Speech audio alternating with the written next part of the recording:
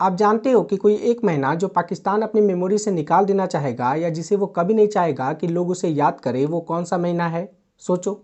Of course दिसंबर, क्योंकि इसी महीने में हमने पाकिस्तान की धुलाई की थी और साथ में दुनिया को बताया था कि बधाई हो, बांग्लादेश पैदा हुआ है। बांग्लादेश बना है। तो हेलो दोस्तों, नमस्कार। मेरा नाम है दीपक और आप देख रहे हैं नॉलेज दीपक। और अब तक तो आपको पता चल ही गया होगा कि आज हम किस टॉपिक पर बात करने वाले हैं। India Pakistan war 1971। दोस्तों, इंडिया पाकिस्तान का ये वॉर 3 दिसंबर 1971 से 16 दिसंबर 1971 तक करीब 13 दिन चला था। इस वॉर में पाकिस्तान ने अपनी 1/3 आर्मी, आधी नेवी और करीब 25% एयरफोर्स को गंवा दिया था। ये वही वॉर था जिसमें भारत ने पाकिस्तान के 2 टुकड़े कर ईस्ट पाकिस्तान को आज़ाद कराया था, जिसे आज हम बांग्लादेश के नाम से जानते हैं। ये वॉर इसलिए फेमस है क्योंकि इसी वॉर में पाकिस्तान के 93,000 सैनिकों ने भारत के आगे सरेंडर कर दिया था, जो कि वर्ल्ड वॉर 2 के बाद किसी एक देश का दूसरे देश के आगे सबसे बड़ा सरेंडर है। दोस्तों, जब मैं ये वीडियो बना रहा था तो मेरे माइंड में एक कन्फ्यूजन था कि क्या मैं आपको सीधा 1971 के इंडिया पाकिस्तान वॉर के बारे में बताऊं या फिर ये बताऊं कि 1947 से 1971 के बीच में आखिर पाकिस्तान ने ऐसी क्या गलतियां कर दी थी जिसकी वजह से ईस्ट पाकिस्तान के लोग अपने ही देश के विरुद्ध खड़े हो गए थे। या फिर ये बताऊं कि 1971 के बाद जब इंडिया पाकिस्तान के बीच शिमला एग्रीमेंट हुआ था तो बहुत से लोग बिलीव करते हैं कि भारत को लगे हाथों कश्मीर का भी मुद्दा सुलझा लेना चाहिए था। फिर मैंने सोचा कि क्यों ना इस टॉपिक को 3 भागों में बांट दिया जाए, ताकि मेरे ऊपर भी थोड़ा बोझ कम पड़े और आपको भी पार्ट बाय पार्ट सारी बातें क्लियर समझ में आ जाए।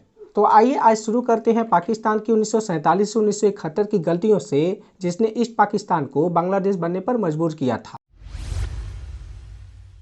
दोस्तों, इस कहानी की शुरुआत होती है 1947 में इंडिया के पार्टीशन से, जिसमें आप जानते हो कि मोहम्मद अली जिन्ना की डिमांड पर अंग्रेजों ने भारत के 2 टुकड़े कर दिए थे। एक बना था भारत और दूसरा बना था पाकिस्तान।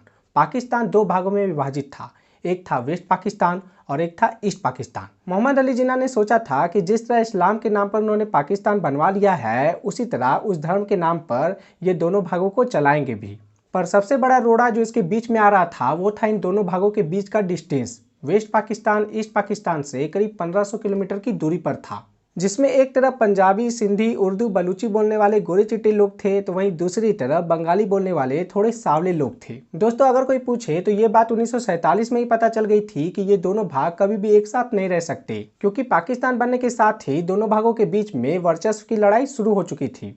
सबसे पहला इवेंट जस्ट 3 महीने बाद नवंबर 1947 में हुआ था, जब वेस्ट पाकिस्तान के लीडर्स ने बिना किसी सहमति के उर्दू को पाकिस्तान का नेशनल लैंग्वेज घोषित कर दिया था। उनका ये कहना था कि बंगाली बोलने वाले लोगों ने इसका विरोध करना चालू कर दिया। अबुल कासिम की लीडरशिप में ढाका में रैलियां हुई, मीटिंग्स हुई और इस मीटिंग में डिसाइड किया गया कि बंगाली को भी पाकिस्तान में ऑफिशियल लैंग्वेज का दर्जा मिले और साथ में ईस्ट पाकिस्तान का मीडियम ऑफ एजुकेशन बंगाली ही हो। पर इसके अपोजिट पाकिस्तान की पब्लिक सर्विस कमीशन ने बंगाली को एज ए सब्जेक्ट रखने से ही मना कर दिया था और साथ में पाकिस्तान की करेंसी स्टाम्प से बंगाली लैंग्वेज को हटा दिया। उस वक्त पाकिस्तान के एजुकेशन मिनिस्टर फजलुर रहमान थे और उन्होंने पूरा मन बना लिया था कि उर्दू को ही पाकिस्तान का नेशनल लैंग्वेज बनाया जाए। इधर बंगाली स्कॉलर इस डिसीजन के खिलाफ एक साथ खड़े थे। उनका कहना था कि अगर उर्दू को पाकिस्तान का स्टेट लैंग्वेज बना दोगे तो इसका मतलब कि ईस्ट पाकिस्तान के सारे लोग अनपढ़ हैं। हद तो तब हो गई जब 21 मार्च 1948 को मोहम्मद अली जिन्ना ने खुलकर एक पब्लिक मीटिंग में कह दिया कि पाकिस्तान का स्टेट लैंग्वेज सिर्फ उर्दू होगा, इसके अलावा कुछ नहीं। जबकि उस वक्त अगर हम पाकिस्तान के टोटल पॉपुलेशन को देखें तो पाकिस्तान का टोटल पॉपुलेशन करीब 7 करोड़ था, जिसमें अकेले ईस्ट पाकिस्तान के लोग करीब 4.5 करोड़ थे जो बंगाली बोलते थे। दोस्तों, अगर हम लैंग्वेज को साइड में रखें तो वेस्ट पाकिस्तान के लीडर्स और भी कई चीज़ों में ईस्ट पाकिस्तान के लोगों के साथ बहुत सारे डिस्क्रिमिनेशन रखते थे। जैसे कि ईस्ट पाकिस्तान के लोग मेजोरिटी होने के बावजूद भी उनका पार्टिसिपेशन मिलिट्री और सिविल सर्विस में बहुत ही कम था। ईस्ट पाकिस्तान, जो कि जूट और टी में बहुत अच्छा था और जिसका कि पाकिस्तान के टोटल एक्सपोर्ट्स में करीब 70% हिस्सा था, उसका ज़्यादातर हिस्सा वेस्ट पाकिस्तान पर खर्च किया जाता था। यहाँ तक कि विदेशों से भी जो मदद आती थी उसका ज़्यादातर हिस्सा वेस्ट पाकिस्तान पर ही खर्च होता था।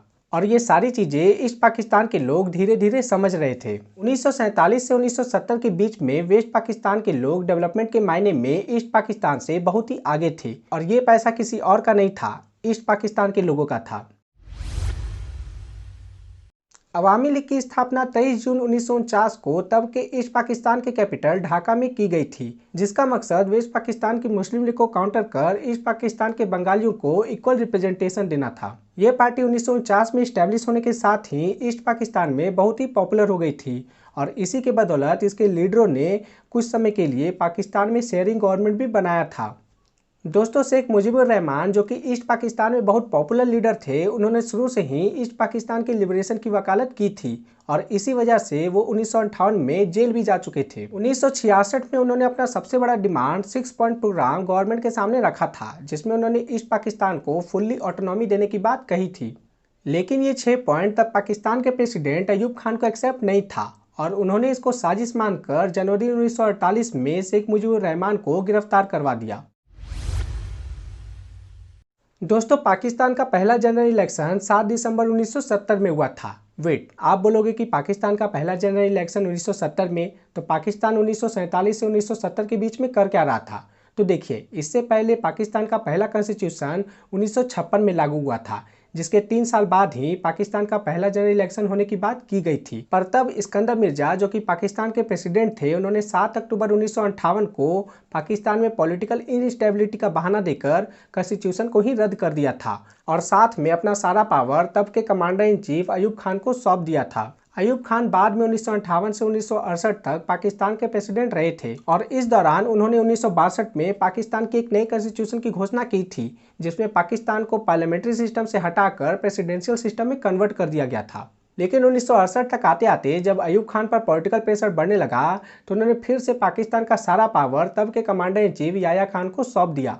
याह्या खान जब पावर में आए तो उन्होंने फिर से 1962 के कॉन्स्टिट्यूशन को रद्द कर दिया और साथ में पाकिस्तान में जनरल इलेक्शन की घोषणा कर दी, जिसमें कि पहली बार सारे लोगों को वोट देने का अधिकार मिला था। इधर 1967 में जुल्फिकार अली भुट्टो जो कि अयूब खान के कार्यकाल में पाकिस्तान के फॉरेन मिनिस्टर थे, उन्होंने एक नई पार्टी की घोषणा की, पाकिस्तान पीपुल्स पार्टी, और ऐसा समझा जा रहा था कि 1970 के जनरल इलेक्शन में इसी पार्टी को मेजोरिटी मिलेगी।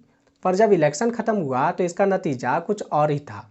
शेख मुजीबुर रहमान की अवामी लीग ने ईस्ट पाकिस्तान में 162 में से 160 सीटें जीत ली थी, जो कि पाकिस्तान में सरकार बनाने के लिए काफ़ी था। वहीं वेस्ट पाकिस्तान की पीपुल्स पार्टी भी वेस्ट पाकिस्तान में सिंगल लार्जेस्ट पार्टी थी और ये डिवीजन पूरी दुनिया को साफ साफ दिख रहा था। वेस्ट पाकिस्तान के लीडर्स कतई तैयार नहीं थे कि कोई उनका राजा ईस्ट पाकिस्तान से होगा और इसलिए पाकिस्तान के प्रेसिडेंट याह्या खान ने शेख मुजीबुर रहमान को सरकार बनाने के लिए इनवाइट ही नहीं किया। दोस्तों, शेख मुजीबुर रहमान ने इस डिसीजन को पाकिस्तान और स्पेशली ईस्ट पाकिस्तान की जनता के खिलाफ समझा और 26 मार्च 1971 को ईस्ट पाकिस्तान को इंडिपेंडेंस घोषित कर दिया। अवामी लीग की इस ऐतिहासिक जीत के पीछे एक बहुत बड़ा कारण ये था कि इलेक्शन के 1 महीने पहले ही ईस्ट पाकिस्तान पर एक साइक्लोन ने हिट किया था, जिसमें कि ईस्ट पाकिस्तान में करीब 5 लाख लोगों की जान चली गई थी और ऐसा कहा जाता है कि तब पाकिस्तान की सरकारों ने इसको अच्छे से डील नहीं किया था। इधर जैसे ही शेख मुजीबुर रहमान ने ईस्ट पाकिस्तान के इंडिपेंडेंस की घोषणा की, उधर ऑपरेशन सर्च लाइट के तहत पाकिस्तान की मिलिट्री ने ईस्ट पाकिस्तान में क्रैकडाउन करना चालू कर दिया।